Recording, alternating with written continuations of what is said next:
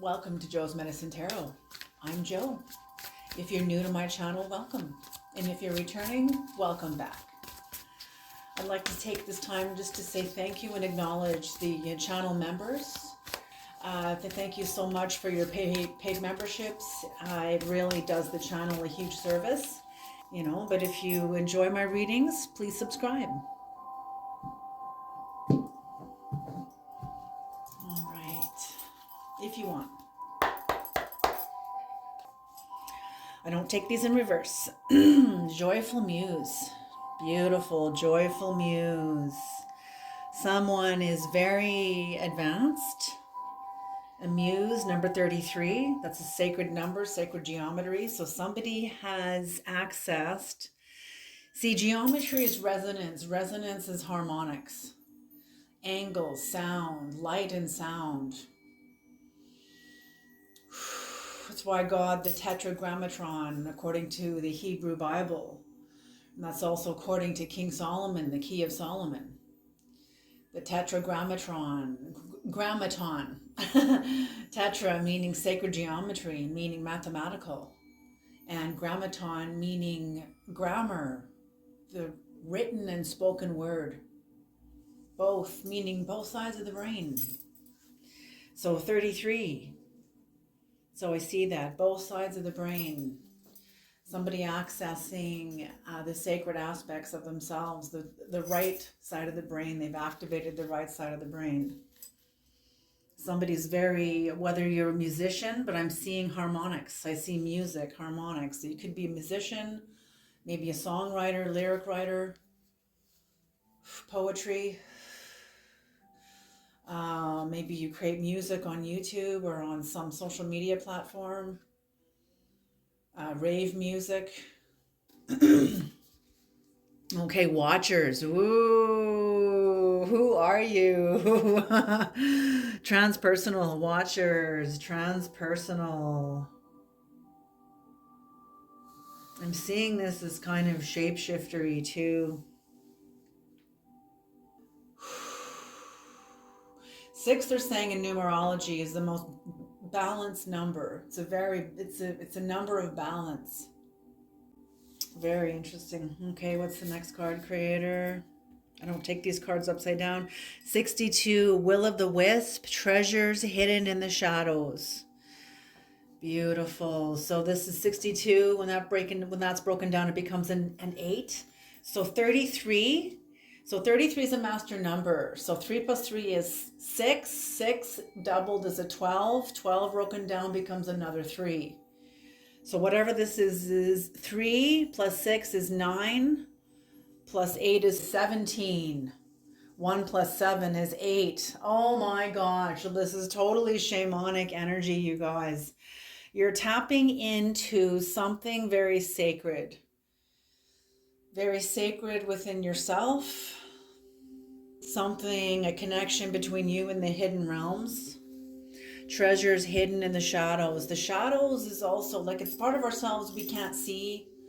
It's like we're in a great big warehouse and our focus is like a flashlight, a little beam of light going, but all the rest all around it, it only lights up maybe a foot in radius, but everything else is all black. So there's the darkness, and that is, everything is born in darkness. Okay, what's on the bottom of the deck? No way. This is the second time off the bottom of the deck, and these were shuffled really well. Okay, again, 7.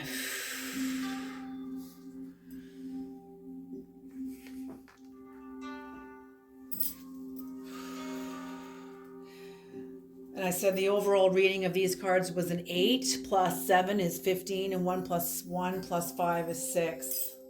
Oh my goodness, what you guys have really reached a beautiful place of balance. I feel like you're being called. I feel like you're being called and you're being watched by the watchers, whoever they are. These are the angelic. I feel like you're also Will of the Wisp, treasures hidden in the shadows.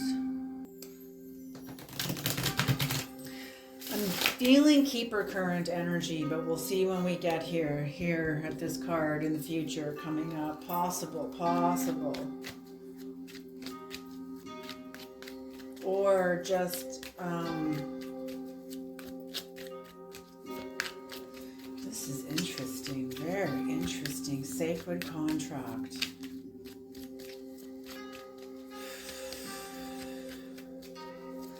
Oh, okay, so the shadow is also the unknown. It's the unknown. The unknown aspects around us, the unknown dimensions. We know our comfort zones, we know our dimensions of thought and what we have the capacity to reach for in our imagination. So we know our capacity. Then all the rest is shadow. So that's like the unknown parts of yourself, the unknown parts of your life, the unknown parts of everything, the unknown, the great unknown. It's also the occult, because the unknown is that which is hidden also. You don't see it. So treasures hidden in the shadows, in the hidden, in the darkness.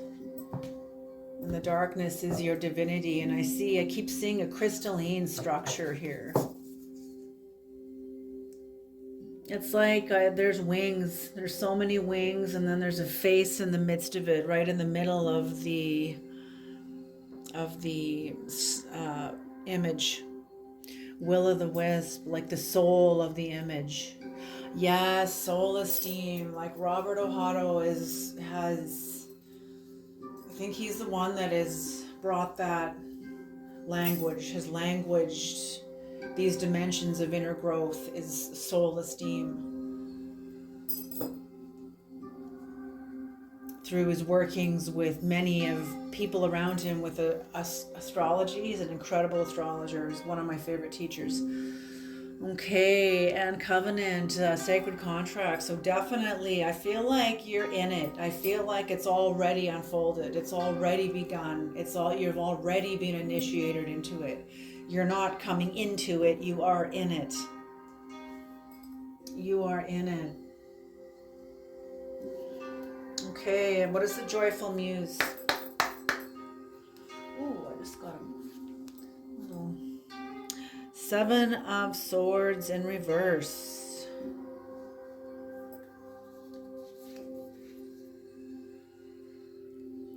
Ace of Pentacles in reverse. Oh, interesting. Eight of Cups in reverse.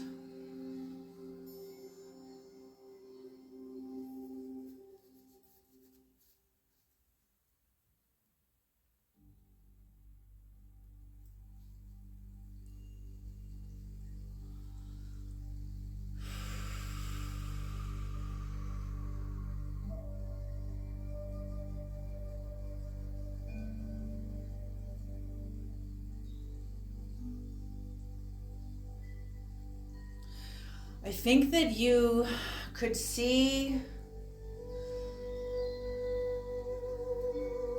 what opened this path to you, the 33, and what aligned you with your sacred divinity within you, because you're aligned to this through vibration, through harmonics, through vibration. Your alignment with your thought, word, and action, and they're not incongruent, they are congruent, which means they're aligned, they're in sync with each other.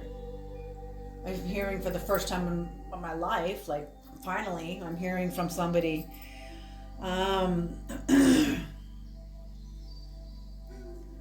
You've gotten here because you rethought your approach toward a relationship, and you saw a part of yourself that was complicit to this relationship, but how it was hurting you. And I feel like you were really extending yourself because you loved the other person so much. But I'm thinking that you also saw, for some of you anyway, I'm getting the energy like, you know, it would never be what you want it to be. Like, this person doesn't have the capacity to love you back the way you love them. or maybe even at all. Maybe they don't have the capacity to really love at all. And it's like you want to nurse them back to health, but I feel like it will be dangerous, hurtful to you. Because if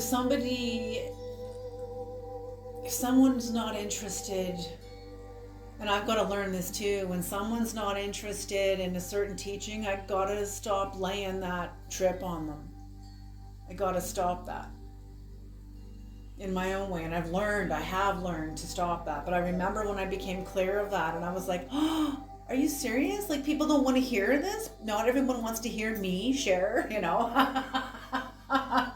And it wasn't really necessarily about me, but it was about, because what I was hoping to be speaking to when I shared in the past was the part of people that wants to be healed too. But I had to realize that not everybody is aligned there yet, Joanne. Nobody wants to hear that. Maybe not right now. Maybe shut up and, and just be quiet and listen to where people are at and respond to that instead of where you want them to be. Or projecting where you are onto them and hoping they'll get it and rise to your occasion, Oh, jeez. That's really, seriously, man, I had to learn. So you're not doing that anymore. I'm feeling like you're not doing that at all anymore. Rethinking, like, the amount of effort. Okay, here we are. They're showing me the plane and the car. You're in the plane. You're an eagle dealing with a horse, okay? You're both noble creatures, okay? But the horse can only gallop so fast. The eagle can fly much higher. And they leave one area at the same time and they arrive at another area at the same time. How is that possible? Because the eagle, as the horse gallops and runs, the eagle has to fly in circles as the horse runs. Can you see what I'm saying? And the amount of effort, it's not a lot of effort for the eagle, but this analogy was first done with a car and a plane. Because if the plane slows down to the car's speed, the plane falls out of the sky and dies, everybody dies. If the car goes the same speed as the plane, the car goes out of control or flies apart because it can't go at 300 miles an hour. It's not meant to go at that speed. It go out of control and kill everybody on the road and everybody in the car. So how do they leave New York at the same time and get to Los Angeles at the same time? And that's how, because the plane has to do circles in the air all the way to Los Angeles. And the amount of fuel that requires, the amount of time that will require. Do you see what I'm saying? And you decided that you weren't going to give this another opportunity. You're not going to go another round at this. You're seeing the truth, and that's what aligned you to your divinity. You weren't trying to impose how you think it all is on anyone else. Now you're like, okay, if anyone's going to live this, it's going to be me. So you're just aligning with your own truth. Instead of trying to get others to align with it, you're aligning with it, and you don't need anyone else to follow you. That is fucking beautiful. That is beautiful. Oh my gosh. I feel that in my first chakra. That's incredible. That is beautiful. Holy smoke. I feel that in my body. That's incredible. Okay. Doesn't mean, I don't see you leaving anybody, I don't see you leaving any relationships. Maybe you are, but I don't feel like you have to leave a bunch of people behind in order to do this. I feel like you've already cleansed your life. You've already made a bunch of changes, had to leave for friendships, maybe marriages, maybe families, and whatever it was, maybe workplaces, whatever it was. I feel like you've done that. Because you don't just pop out in the number 33, man. Okay? You've been working toward this. You've been working toward this. I feel like you are studying also the occult, that your spiritual growth and your path has brought you here. Brought you there. I say here because I'm in it too. Obviously, of tarot. Okay. Let's have some, What is the Watchers? What is the Watchers? What is the Watchers? Transpersonal. The Devil. Whoa, the Devil. 666. What did I say there? So it's kind of some sort of an attachment, maybe. Someone. The Sun.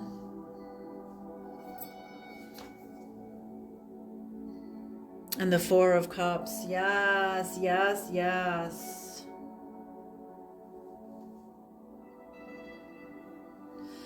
Interesting.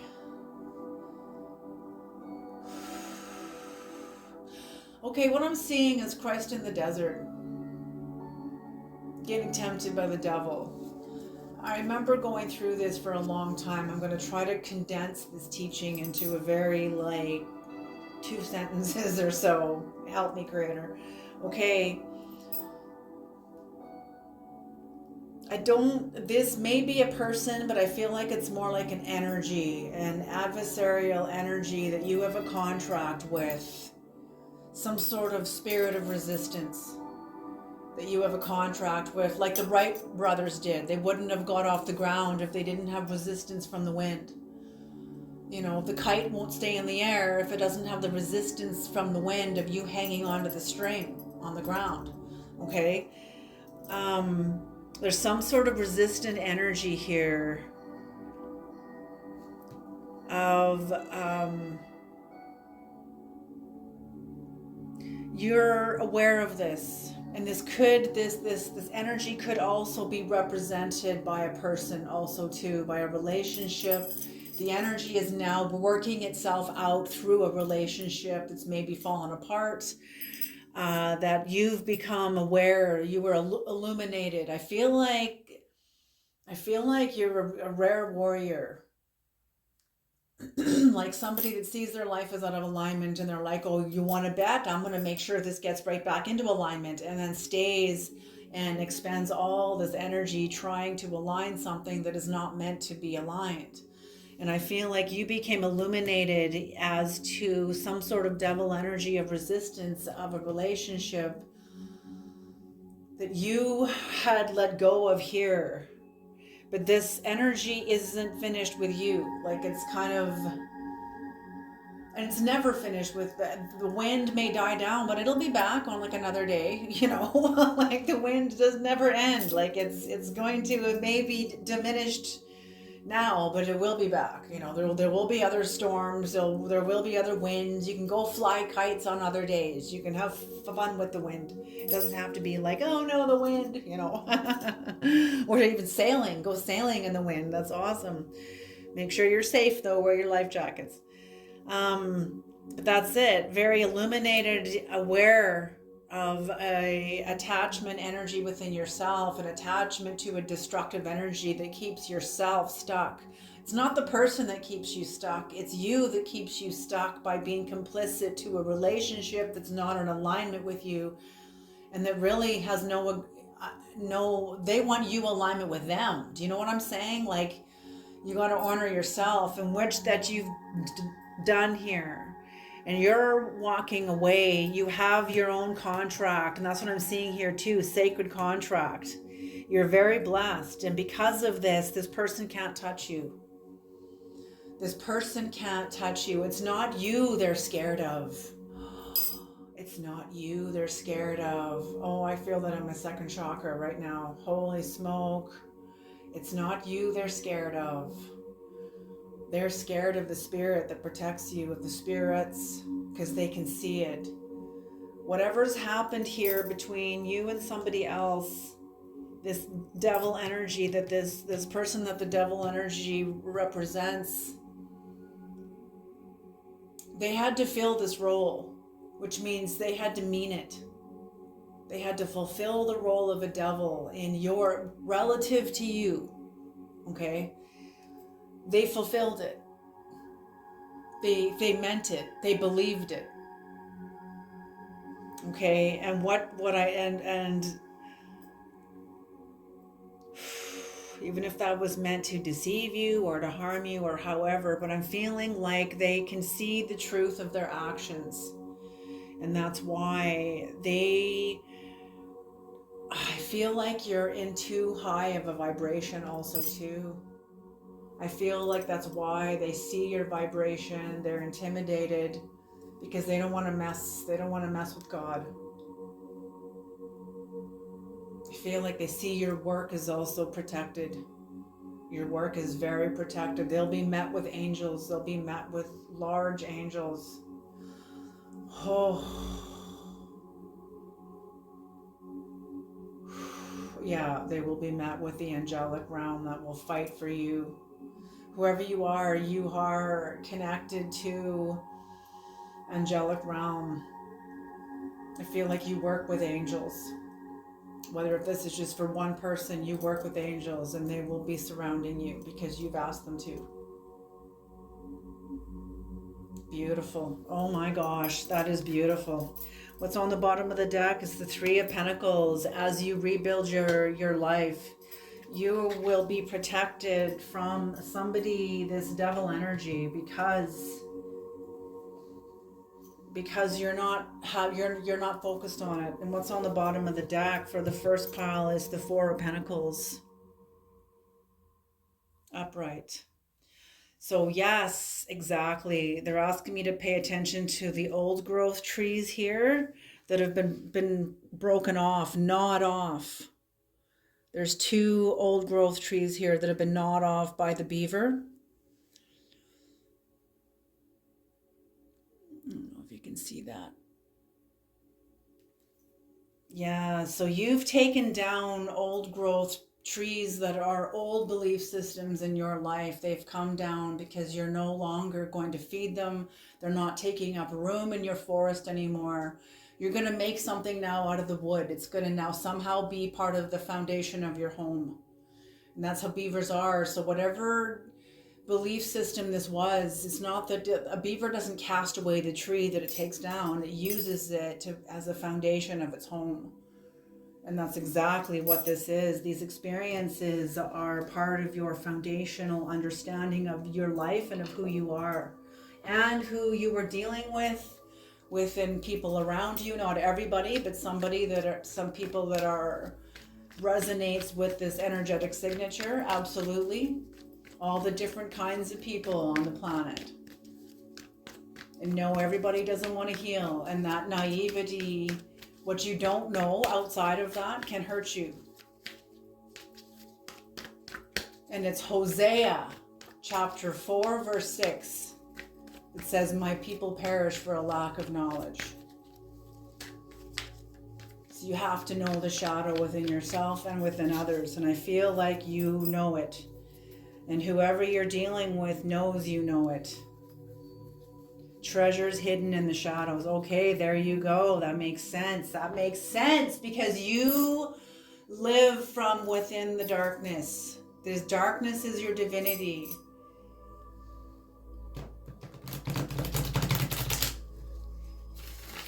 The darkness is more than like, it's not like, it's nothing to do with that. It's, babies need darkness to sleep in the dark. That's why we need to close our eyes and be in the dark. There's something nurturing and like the womb, like the void. Something primal. Primal that, yeah, okay.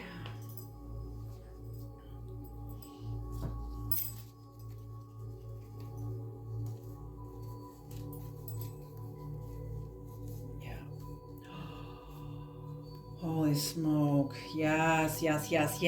Will of the Wisp. Okay. So these 4 cards came flying out. The Magician. The Magician points up, but he also points down. As above, so below. So you're connected to the tree of life, within you. Your branches extend up into the heavens and your roots stem down into the underworld, into the earth, deep into the earth, You manifest from your knowledge of the higher dimensions and the lower dimensions. That's what I mean. You're nurtured by both realms, the upper and the lower. That's what I was saying, is who are you? When I first started unpacking this card. Yes, the underworld now. The truths that used to pin you, the truths you were scared of that once seemed dark and looming and heavy and awful. Now, your relationship with the underworld is something very sacred, something very holy, and WHOLLY, holy. The darkness in some ways holds you up now. The truths rooted in the underworld. Understanding some of your greatest mistakes that are from your fears, from your pain. No mud, no lotus. This is like the mud and the truths that grew up out of that mud and now supporting your new life, your rebirth. Because you know your illusions. You know your illusions. You understand who you are, who you're not, more than you ever have. There's still more to unpack, obviously, of course. But you're doing your work.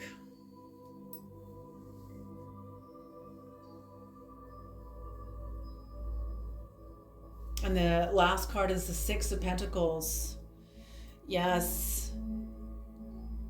I feel like the work that the things that you know within yourself is what is needed. You're going to have you have a lot to offer. That's what part of this, that's what the Sacred Covenant is about, is your new contract. Because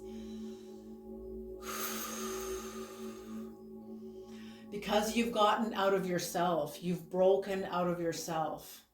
You're no longer trying to, yes, you're still learning about yourself, but you're no longer in that first major cycle of your life where you're trying to make sense of all your trauma and breathe meaning into this, into that, and all of it. You've come through that.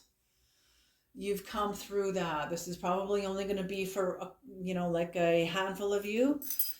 But you've broken out of yourself enough where now you can see beyond yourself. Now you can help others. Now you can be a very sound teacher. Absolutely. Beautiful. Okay, and what's on the bottom of the deck for this last card is the Six of Wands in reverse.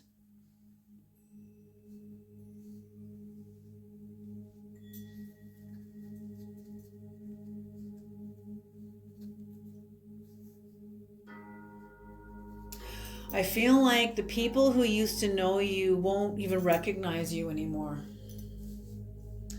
I feel like you will be unrecognizable. Unrecognizable to the people who used to know you, because you have done so much work on the inside and it shows on the outside. The world around you and you are aligning in contract. Like I said, the Creator is establishing the work of your hands. I've said this in other readings. The Creator is establishing the work of your hands. Beautiful. Whatever it is, whether if it's being a mother, a father, a taxi driver, a teacher, a healer, a baker, a waitress, a hostess, whatever it is. Beautiful. Alrighty, you guys, I'm going to leave this reading here. You have a beautiful day, and I will see you in the next reading. Alrighty.